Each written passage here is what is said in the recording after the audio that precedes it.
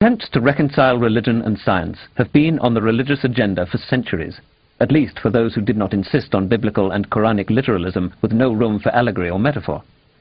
But tenets at the heart of religion can be tested scientifically. This in itself makes some religious bureaucrats and believers wary of science. Is the Eucharist, as the Church teaches, in fact, and not just as productive metaphor, the flesh of Jesus Christ? Or is it, chemically, microscopically, and in other ways, just a wafer handed to you by a priest? Will the world be destroyed at the end of the 52-year Venus cycle unless humans are sacrificed to the gods? Does the occasional uncircumcised Jewish man fare worse than his co-religionists who abide by the ancient covenant in which God demands a piece of foreskin from every male worshipper? Are there humans populating innumerable other planets, as the Latter-day Saints teach? Were whites created from blacks by a mad scientist, as the Nation of Islam asserts? Would the sun indeed not rise if the Hindu sacrificial rite is omitted, as we are assured would be the case in the Satapatha Brahmana?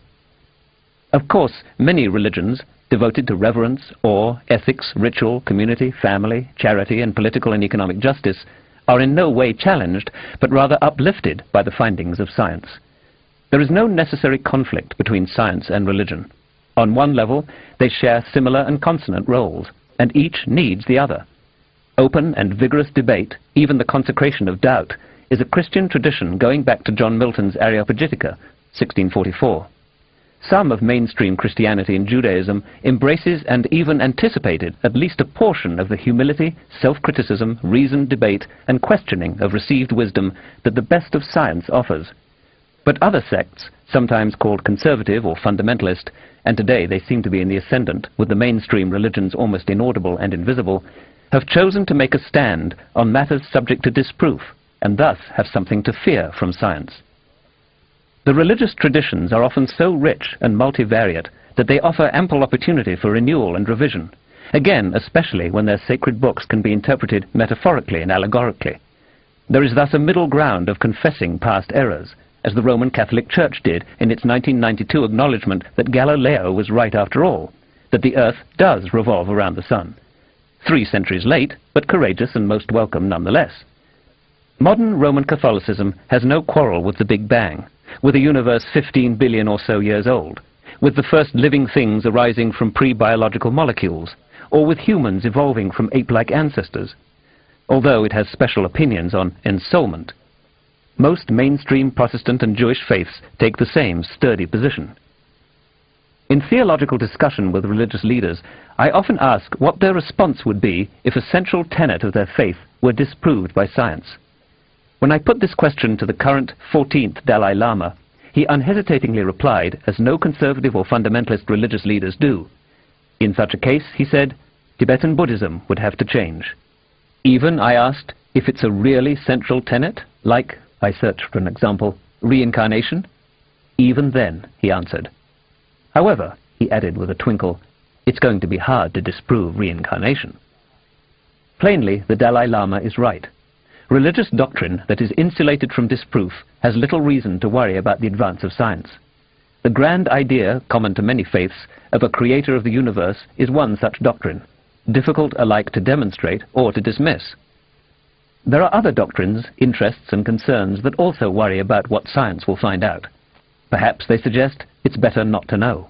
If men and women turn out to have different hereditary propensities, won't this be used as an excuse for the former to suppress the latter? If there's a genetic component of violence, might this justify repression of one ethnic group by another, or even precautionary incarceration? If mental illness is just brain chemistry, doesn't this unravel our efforts to keep a grasp on reality, or to be responsible for our actions? If we are not the special handiwork of the creator of the universe, if our basic moral laws are merely invented by fallible lawgivers, isn't our struggle to maintain an orderly society undermined? I suggest that in every one of these cases, religious or secular, we are much better off if we know the best available approximation to the truth, and if we keep before us a keen apprehension of the errors our interest group or belief system has committed in the past. In every case, the imagined dire consequences of the truth being generally known are exaggerated, and again, we are not wise enough to know which lies or even which shadings of the facts can competently serve some higher social purpose, especially in the long run. In a post-war meeting with President Harry S. Truman, J. Robert Oppenheimer, the scientific director of the Manhattan Nuclear Weapons Project, mournfully commented that scientists had bloody hands. They had now known sin. Afterwards, Truman instructed his aides that he never wished to see Oppenheimer again. Sometimes scientists are castigated for doing evil, and sometimes for warning about the evil uses to which science may be put. More often, science is taken to task because it and its products are said to be morally neutral, ethically ambiguous, as readily employed in the service of evil as of good. This is an old indictment. It goes back probably to the flaking of stone tools and the domestication of fire. Since technology has been with our ancestral line from before the first human, since we are a technological species, this problem is not so much one of science as of human nature. By this I don't mean that science has no responsibility for the misuse of its findings. It has profound responsibility, and the more powerful its products, the greater its responsibility. Like assault weapons and market derivatives, the technologies that allow us to alter the global environment that sustains us should mandate caution and prudence. Yes, it's the same old humans who have made it so far. Yes, we're developing new technologies as we always have. But when the weaknesses we've always had join forces with a capacity to do harm on an unprecedented planetary scale, something more is required of us. An emerging ethic that also must be established on an unprecedented planetary scale. What realm of human endeavor is not morally ambiguous? Even folk institutions that purport to give us advice on behavior and ethics seem fraught with contradictions. Or consider the mainstream religions. We are enjoined in Micah to do justly and love mercy. In Exodus, we are forbidden to commit murder. In Leviticus, we are commanded to love our neighbor as ourselves. And in the Gospels, we are urged to love our enemies.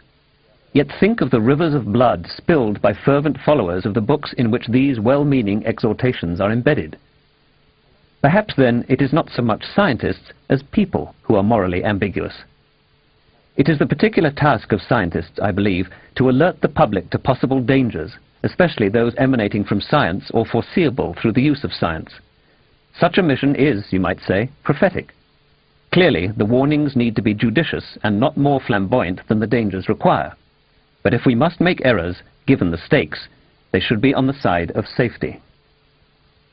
Among the Kung San hunter-gatherers of the Kalahari Desert, when two men, perhaps testosterone-inflamed, would begin to argue, the women would reach for their poison arrows and put the weapons out of harm's way. Today, our poison arrows can destroy the global civilization and just possibly annihilate our species. The price of moral ambiguity is now too high.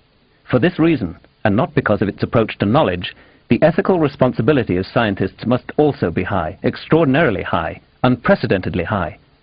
I wish graduate science programs explicitly and systematically raised these questions with fledgling scientists and engineers. And sometimes I wonder whether in our society too, the women and the children will eventually put the poison arrows out of harm's way. Have I ever heard a skeptic wax superior and contemptuous? Certainly. I've even sometimes heard, to my retrospective dismay, that unpleasant tone in my own voice. There are human imperfections on both sides of this issue. Even when it's applied sensitively, scientific skepticism may come across as arrogant, dogmatic, heartless, and dismissive of the feelings and deeply held beliefs of others.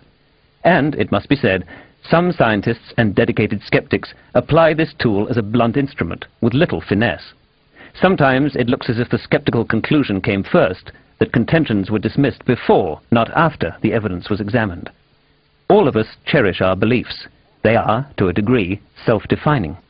When someone comes along who challenges our beliefs,